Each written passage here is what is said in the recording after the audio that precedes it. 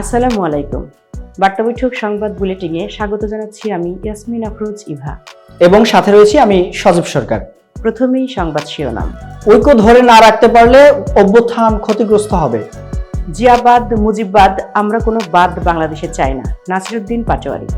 সরকার জাতীয় পার্টিকে কোণঠাসা করতে চাইছে, অভিযোগ জিএম কাদেরের। ভারতের দাদাগিরির প্রতিশোধ, পাকিস্তানকে 2026 বিশ্বকাপে নিতে বললেন বাশিত আলী। বাংলাদেশে কেন এত জনপ্রিয়তা পেল ভুলভুলাইয়া 3? এতক্ষণ শুনছিলেন শিরোনাম, এবার বিস্তারিত। ঐক্য ধরে রাখতে না পারলে অভ্যুত্থান ক্ষতিগ্রস্ত হবে। গণতান্ত্রিক মূল্যবোধ ও রাজনৈতিক সংস্কারের মাধ্যমে দেশের শাসন ব্যবস্থাকে কার্যকর করতে ঐক্য অপরিহার্য। এই বক্তব্য এসেছে ঢাকায় এক আলোচনা সভায়। এতে আলোচকেরা বলেছেন, ঐক্য ধরে রাখতে না পারলে অভ্যুত্থান ভীষণভাবে ক্ষতিগ্রস্ত হবে। জুলাই গণ অভ্যুত্থানের পর স্বৈরাচারী আওয়ামী লীগ সরকারের নেতাদের পালানো প্রসঙ্গে নুরুল কবির বলেন, এখন পর্যন্ত এই সরকার আর্মিকে জিজ্ঞেস করল না যে 5 আগস্টের পর ক্যান্টনমেন্ট থেকে আওয়ামী লীগের নেতারা পালালো কিভাবে। সরকার আনুষ্ঠানিকভাবে জিজ্ঞাসা করেছে বলে আমরা শুনিনি, তার মানে সরকার আর্মিকে ভয় পায়। একটা স্বৈরতান্ত্রিক সরকারকে উৎখাতের প্রশ্নে 15 বছর সহযোগিতা করলেও শেষ মুহূর্তে আর রক্তপাত না করার জন্য সেনাবাহিনী ছাত্র জনতার পাশে দাঁড়িয়ে ভালো কাজ করেছে, অস্বীকার করার কিছু নাই। সংস্কার প্রক্রিয়া না ভোটের বিধান যুক্ত করা উচিত বলে মনে করেন নুরুল কবির। তিনি বলেন, না ভোট থাকলে রাজনৈতিক দল চাপের মধ্যে থাকবে। 1/11 সরকার এটা যুক্ত করেছিল, পরের সরকার এটা বাদ দিয়েছিল। আমি মনে করি না ভোটের বিধান যুক্ত করা দরকার। দেশের রাজনৈতিক সাংস্কৃতিক ঠিক না হলে আইন করে কিছুই ঠিক করা যাবে না বলে মন্তব্য করেন নিরাপত্তা বিশ্লেষক লেফটেন্যান্ট জেনারেল অবসরপ্রাপ্ত আমিনুল করিম। তিনি বলেন, আমাদের প্রতিষ্ঠানগুলো খুবই দুর্বল। এসব প্রতিষ্ঠান ঠিক করা গেলে বেশিরভাগ জিনিস ঠিক হয়ে যাবে। 5 আগস্টের আগে দেশের স্বাধীনতা ও সার্বভৌমত্ব ছিল না বলেও মন্তব্য করেন তিনি।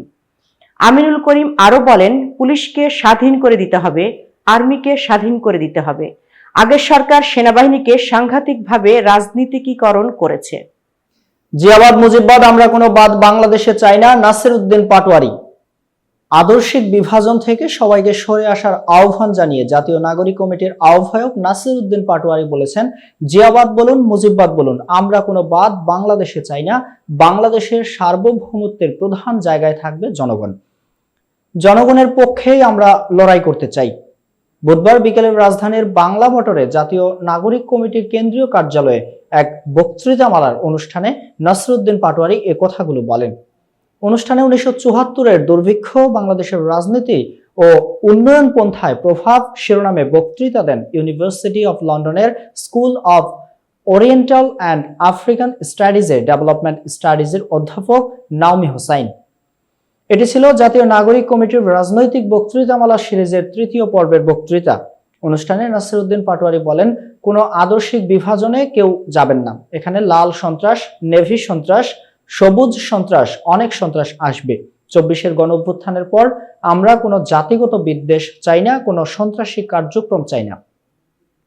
আদর্শিক বিভাজন থেকে আমরা সরে আসতে চাই। জিয়াবাদ বলুন মুজিববাদ বলুন, আমরা কোনো বাদ বাংলাদেশে চাই না। বাংলাদেশের সার্বভৌমত্বের প্রধান জায়গায় থাকবে জনগণ। জনগণের মূল্যায়নে সংবিধান তৈরি হবে জনগণকে ফোকাস করে।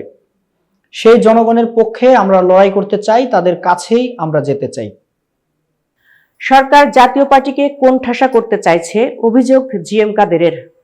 সরকার জাতীয় পার্টিকে রাজনীতিতে কোণঠাসা করতে চাইছে বলে অভিযোগ করেছেন জাতীয় পার্টির চেয়ারম্যান জিএম কাদের। তিনি বলেছেন, জাতীয় পার্টির সঙ্গে বৈষম্য শুরু হয়েছে। আমাদের স্বাভাবিক রাজনীতিতে বাধা দেওয়া হচ্ছে, আমাদের নেতাকর্মীদের বিরুদ্ধে হয়রানিমূলক মামলা দেওয়া হচ্ছে। সেই হিসেবে আমরা নব্য ফ্যাসিবাদের শিকার মনে হচ্ছে।